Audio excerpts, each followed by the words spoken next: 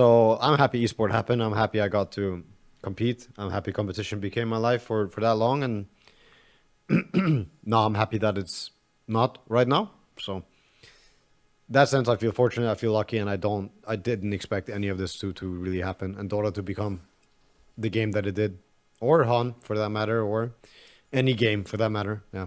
Hon, loving memory. Rip. R.I.P. Hon. Rip.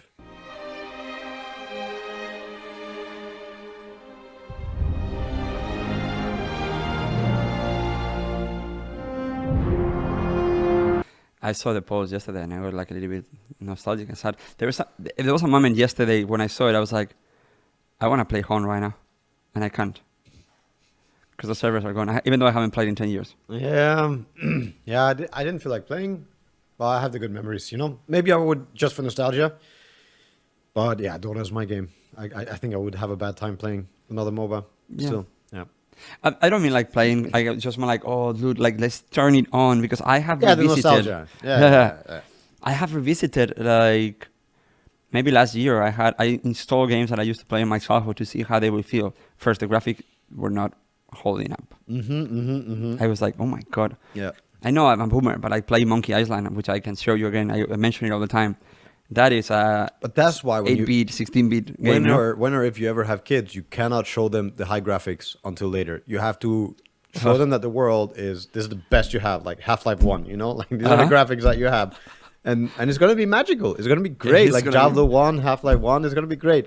And then when they're older, you can let them out of the basement and you can they will see that the world has evolved. But at least they will have had this amazing gaming experience and seen that. I think it'll have to be pretty to be good. Yeah, that's exactly the point. I used to play these games that the graphics were shit, but the stories were amazing, and they were in a weird way. I felt like, oh my god, it's like living in a whole new world. Right.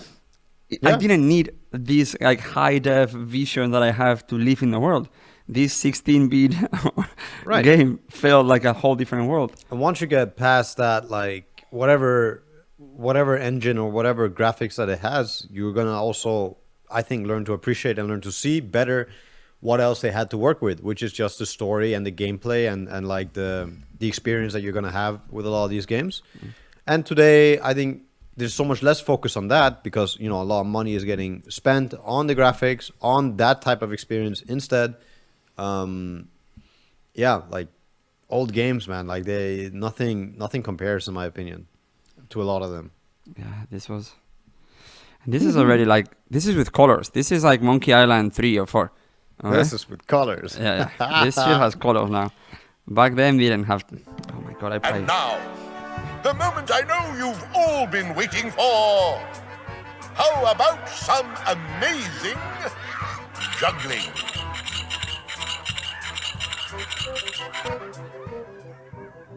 Is this a dagger I see before me? No, it's 3. See how I juggle these knives? At great personal risk to myself. And to you if I slip. He's a great juggler, but I sure wish he'd get off the stage so I can dig Elaine up. Yeah, I mean, games have been part of my life. I had them since I was a kid. And I was lucky, one of the lucky ones, you know, that I had a computer at home that I could experience some of these games. And back then it was graphic adventures. That was the whole point. Do you remember the idea of no. So a graphic adventure was pretty much, it was a very similar book, but your characters, you could see, instead of saying, okay, and now you're in a forest, you see like your So it's a point and click? come in, and now you're in the forest, and the tails will show on the screen. It will not be So it's audio. like a choice matters. Correct, kind of deal. And you could do things, and you could do chat thing, and you have options. Where do you want to go here? You want to go here. Yeah. Use these to top these. You know, like, oh, there is a tree on the ground. Stop in the middle of the path of the road. What do you do? Yeah. Get axe, hit axe. You know. Oh, like the Dungeons and Dragons concept too, right? Where Exactly. Yeah. Dude, would you be open to play Dungeons and Dragons? Play one? Dungeons and Dragons. Yeah, because I've never played. I've watched people play. It sounds like fun. It would need a good. What's the Dungeon Master. The Dungeon Master. Yeah. Yeah. So going back to my life choices, I'm happy with what I am. I'm very happy. But now I have for you youngsters out there, okay? Now look at Boomer J. My biggest discovery on the last 2 years is that the one thing that will get you every time is health. Your body will deteriorate much faster than your brain will deteriorate, in my case. So you have at 37, or even hopefully much earlier for some of you guys, you have to start taking care of your body much earlier. Because you will see how at 37 I can't eat the things that I used to eat. I cannot do the things that I used to do. That's gone. When I was like in my 20s, I will go out at night and then I will eat Korean food and a pizza before I went to bed. And I went to bed and I slept 10 hours and I woke up and everything was fine. Now, no way. If I eat a pizza before sleeping, I will sleep. 2 hours later, I'm in the bathroom. 3 hours later, I have like a heartburn. Yeah, those days are gone. Yeah, so I had a lot of those issues too, but I got rid of them. And I only got rid of them through, eating well and trying to get rid of them. I also had COVID, and I think, so I only had symptoms for 2 days. Okay. And I probably contribute that to, smart eating, supplements, and, doing the right things for those couple days. I think the right time is always now to get ahead always now. to get ahead of health things. Life is of course meant to be lived and not meant to be worried. But yeah, I can also no longer just do what I used to do, and I had stomach issues, one epicenter, and ever since then the stomach is not the same. Yeah. But I'm quite fortunate in many senses. But yeah, I also contribute a lot of it to small things, and now I try to do more and more. But like supplements, working out, and actually trying to, as soon as you get a problem, fix it hard. And if you think you're about to have a problem, get ahead of it. Yeah. Because I always look at those. I mean, I've heard the story from you. I've heard the story from my dad. I've heard the story from all people of age and experience or whatever. It's like, if you have something building, like get ahead of it, like fix it. Otherwise, it'll fester and it'll just get much worse. And remember, like even physical muscles.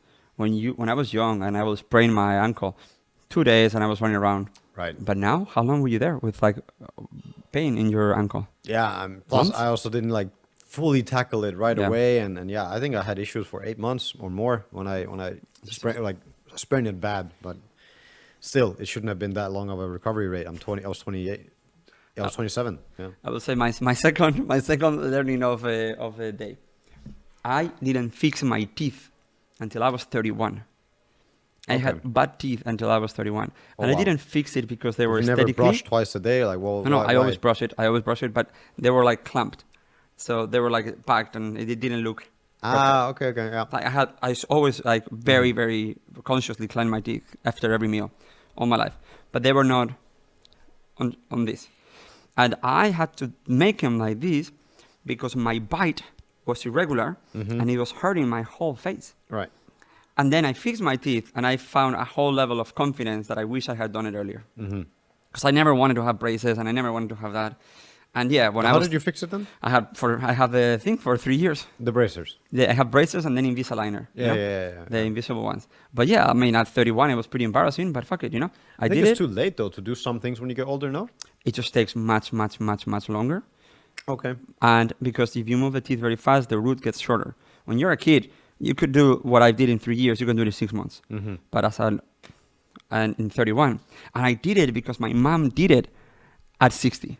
Oh yeah. So my mom did it at 60, and I was like, wait a second, it's not too late. My mom is 60 with braces, and I was like, fuck it, I'm gonna be a 31-year-old with braces.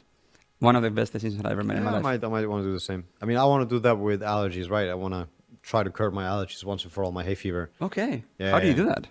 So there's like the general way. So in Denmark, they didn't offer the pill. And I Okay. know Seb went through it with the pill growing up as a kid. He did, you do a pill with the things that you're allergic to, exposes your body, and then your body eventually normalizes it. If you do it, you have to do it rigorously every day for a year, 2 years, even 3. My mom, she started this injection thing. In Denmark, they didn't offer the pill. You had to go get an injection every week or 2 weeks. And it would vary a bit with frequency and stuff, but she had to stop because of pregnancy. She started and stopped 3 times because 3 kids. So she never really got fully rid of it, but she curbed it quite a bit, and it's not as bad. And I highly regret not having just done it as a kid, but I also don't know if I ever wanted to do the injection. But now I want to, now I'm 28 and I do want to try, and I want to either do it with a pill like Seb did, or figure out if there's an alternative way, and like that, and maybe even jump on alternative treatments. I did some as a kid, and some worked for like one season and then stopped working. But yeah,